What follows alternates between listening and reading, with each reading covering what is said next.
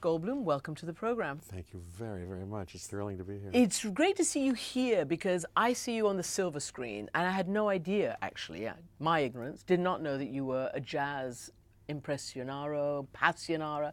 Tell me what brought you to jazz. How long have you been doing jazz music? I will tell you, Christiane. I grew up in Pittsburgh. I'll bet you've been there. You've been to have. Pittsburgh? So my dad was a doctor, and our parents gave us music lessons, us 4 kids. Me, the piano, around 10 years old. And that was the story, you know. Around the same time, he would bring home my dad Errol Garner records, who's also from Pittsburgh. Some people know, wonderful jazz pianist, and he kind of liked jazz, my dad. So I was exposed to it. Then I had lessons, and I was kind of a poor student and wouldn't really. I had a facility for it. I can see you want to do something here. Well, no, I You're like to touch the itching to piano. play, okay. Well, this is the first time we're going to play here, It's like Ronnie I was telling Scott's, you. the And this is the legendary- first time I'm sitting at this piano. I've never been at this piano before, except now in the last 3 minutes since we've been setting up. And we're going to play here in about a week. And Is it awe-inspiring? I mean, is it slightly intimidating? Well, I'm too stupid to be intimidated, and piano and music I never had like acting was. I wanted to be an actor in the worst way when I was a kid, and had this sort of, I knew I had to make my way and make a living, but it was a passionate odyssey, romantic adventure, wild adventure to me. At the same time, piano was this thing I was doing that I just loved doing, and it's remained kind of that. So I'm still a humble student of it, but it's all fun. And this record that we did just kind of happened accidentally through the great people at Decca, and I'll tell you all about that. But you know, like that.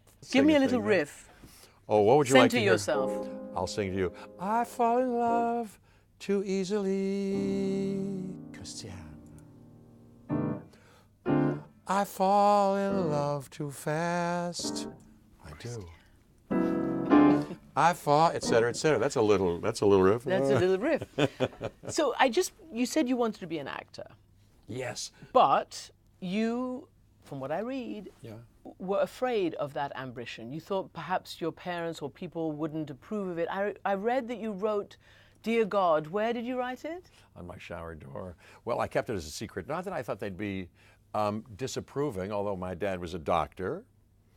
But he had flirted with the idea of being an actor himself. But no, it was so, he had said to us that if you find something you love doing, that may be a lighthouse and a compass for your vocational choice. Around 10 years old, also, not only did I start piano, but I did this part in a camp thing, went to camp, and they were there, and they said, "Did you like doing that?" And I got the seed of an idea, but kept it secret because I was kind of embarrassed about it. Nobody I knew was an actor, and then it sort of developed into this obsession. By the time this shower business started around 9th, 10th grade, I went to Carnegie Mellon University, and around that time I must be an actor. And every morning I would take a shower and the door would steam up and I'd say, "Please God, let me be an actor." But then I'd wipe it off because I still hadn't told them. You didn't want anybody to read it.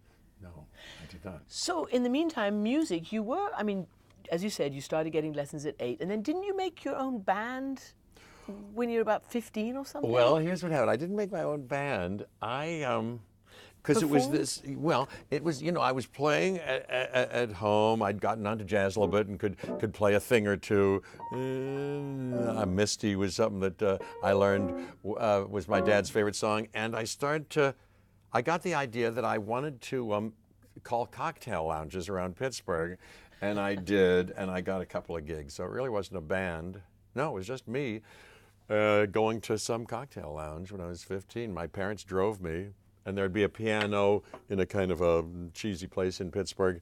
There are other good places in Pittsburgh, I think, but this is a cheesy place, and there was a bar built around the thing, and there'd be patrons, and they'd, suggest things, they'd request things. Anyway, I played, and I met a couple of lady singers around that time, and they drove me to a gig or two.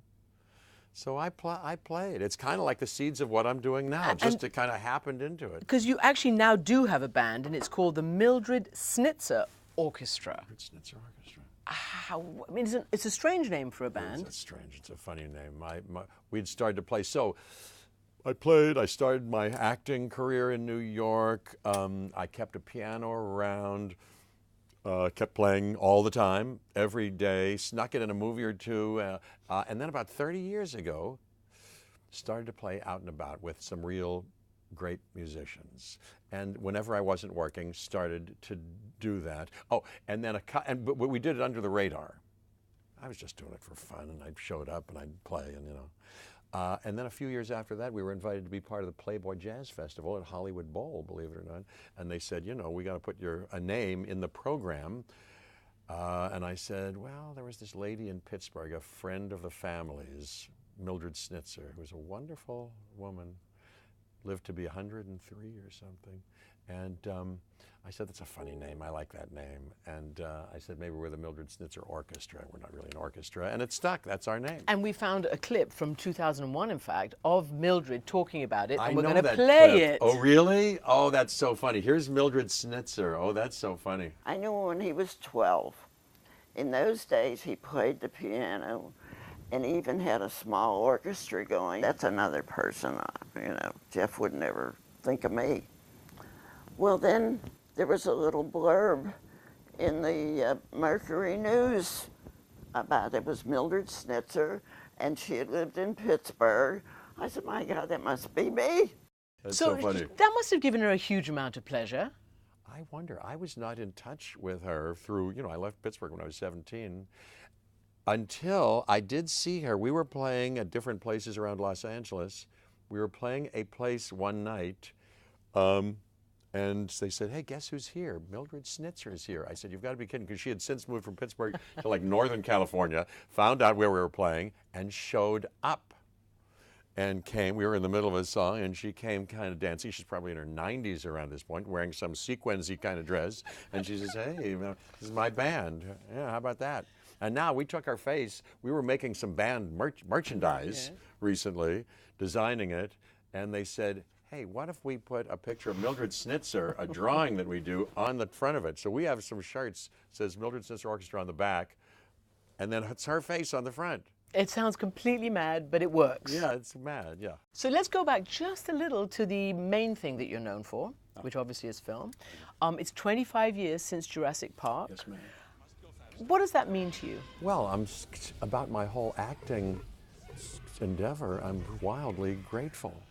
It's uncommon that a guy like me can work over a course of time like this, and I've tried to get better. I had a great teacher, Sandy Meisner, and I'm a kind of a late bloomer and a humble student, I like to say, which is true.